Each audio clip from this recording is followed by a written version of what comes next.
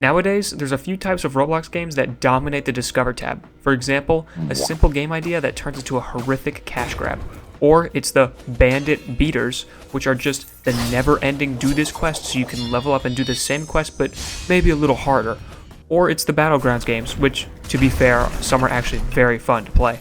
Or it's the roleplay games, which I don't have anything against, it's just not my cup of tea. If you're like me, you like games that are original, fun, and are just genuinely good Roblox games. Well, I'm here to shine the light on some practically dead games that I would argue are pretty fun and deserve more attention. The first game is called POLYGUNS. Now, if you've been on Roblox for a long time, chances are you've played this game or at least heard of it. This game nowadays has 0 players. It is also discontinued as the developers went to work on much larger games. POLYGUNS is a fast-paced action shooter. With its simplistic design and addicting movement, it's sure to be a shooter you enjoy. There's a lot of weapons and armor to unlock too. They grant bonuses if you wear full sets and whatnot. Also, fair warning, some people are really good at this game. Like, I asked my friends to play it with me, and I thought I was good, but turns out they were a lot better considering they had, like, a lot more good stuff than I did, like the really good armors and really good weapons. So, there's some really good players in this game, yeah. There are also crates that spawn on the map mid-game, and they give things like credits, XP, or weapon and equipment blueprints. Blueprints unlock the ability to purchase said item. There's also a low chance for an epic or legendary crate to spawn in, which can give some of the best blueprints in the game. Not only is this fast-paced shooter fun, it also supports a lot of different playstyles. Do you want to be a pirate who has a damage booster shooting laser pistols, or a fast ninja who can cloak and toast their enemies with a flamethrower? From snipers to katanas, this game has a wide range of weapons. It is pretty sad to know that this game has been and will be discontinued indefinitely, but if you have some friends that you want to play a game with for a little bit, try POLYGUNS. Who knows, maybe the servers will get going again after this video. The next game I want to talk about is Bulwark. This game is like the Mordhau or Chivalry of Roblox, though it's entirely duel-based. Like the actual games, the main functions here are parrying, feinting your attacks, and punching and kicking. Stamina is also really crucial too. In fact, a lot of things are crucial. Even your weapon against other players' weapons is crucial. Why? Because each weapon has a different range and a different swing speed, as well as varying damage amounts. For example, I use the arming sword, which deals okay damage, but has a faster swinging speed. And with this speed, if my opponent has a weapon that swings slower, my weapon will strike first. Once you get hit by an attack, your current attack stops, so that previous example is a complete win for me. However, weapons with slow swing speeds usually mean they're big, and big weapons means a lot of damage. There's the trade-off factor. Also, watch your stamina. Swinging, blocking, and attempting parries lowers it slowly. Plus, your opponent can tell when you're low on stamina because your breath shows visually coming off your helmet like steam. If you try to block with no stamina, you'll drop your weapon when blocking the attack. Then you're weaponless until you get it back. You can retrieve it, but quick players will take advantage and kill you fast. The last crucial mechanic is feinting an attack. If you're mid-swing of an attack, press the feint button to cancel it. This is essentially to juke your opponent into parrying. If you can bait your enemy to parry, then immediately swing again because this parry animation takes a second. During that time, you get a free hit. But this also means you need to be more careful on the other end. Don't get juked out by the feints. You also have a rating and a level. These are simple. Level represents how much you've played, while rating represents how good you are. Only the 1v1 duels affect the rating, as the team fight mode does not. Playing the game gives you money, which can be used to purchase new weapons and armor. Getting full sets of armor is a big grind, but visually worth it. They don't actually contribute anything, and they don't affect your health at all, so it's entirely cosmetic. And you can customize almost anything, and have access to large color palettes from the time period. Feel free to make your own custom cool character. Once you find your favorite weapon and playstyle, this game is a lot of fun. Each match is different. You have different enemies with different weapons with different playstyles, or you get the rare player who tries to go at you with their bare fists.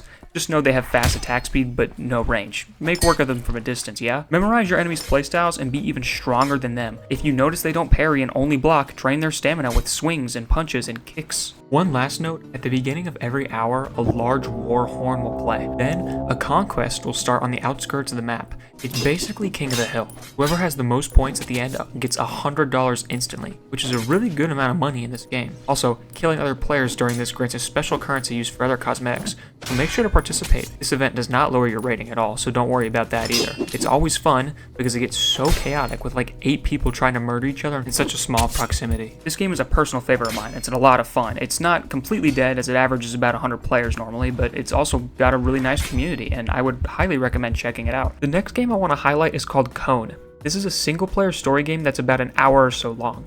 It's slow, but kind of peaceful for some reason. You start the game as a traffic cone who has been placed on a road. However, unlike the other cones, you're able to move around. Exploring the world while discovering who you really are is what this game is about. Eventually, you'll make it back to where you came from and discover the horrifying truth of the creation of you and your fellow cones. Do be warned, this game is pretty slow gameplay-wise. Some puzzles take a while, like the first major one where you need to deliver sticks into a furnace. This is probably the most tedious one. I won't spoil too much of the puzzles and secrets, but there are 4 different endings to this game, one of which is actually extremely hard to get, as less than 1,000 people have this badge. To be honest, I'm not even sure if it's possible to get this badge anymore. I remember when the game first came out, there were a lot of patches and fixes for badges, so I'm unsure. The other 3 I think are still possible. Either way, if you want a relaxing yet interesting story game to play, try Cone. It's completely single player, and it'll take about an hour or a little more to complete the story. The next game is Whatever Floats Your Boat. Now, like POLYGUNS, you may remember this game. It still has players every day, just enough for about 3 or 4 relatively full servers. In this game, you have to construct a boat out of whatever you can before the time limit is up.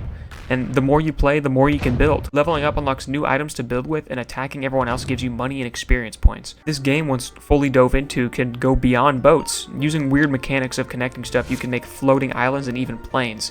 Here, this is a good example. This is my crappy floating base, which works pretty well actually. These cannons here just let me bully anybody who can't reach me because I'm pretty high up.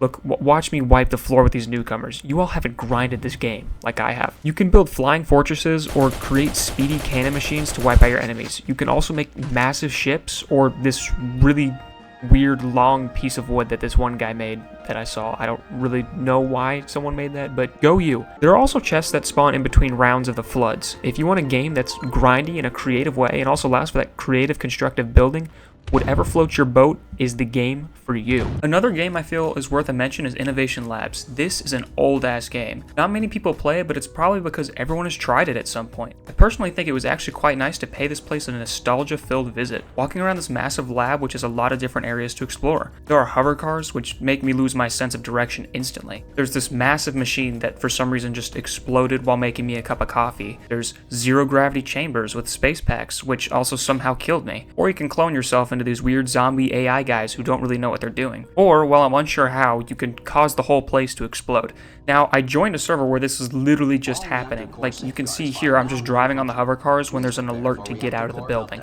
I scrambled around until I found the portal chambers where it looks like Walter White and a couple other people had gathered, so we went through the portal and presumably escaped before the whole place blew up. Go me, I guess. If you want a quick nostalgia trip or a new and interesting view on what an older Roblox game is like, check out Innovation Labs. There's usually about one foolish server running at a time, so you can explore with some random people too.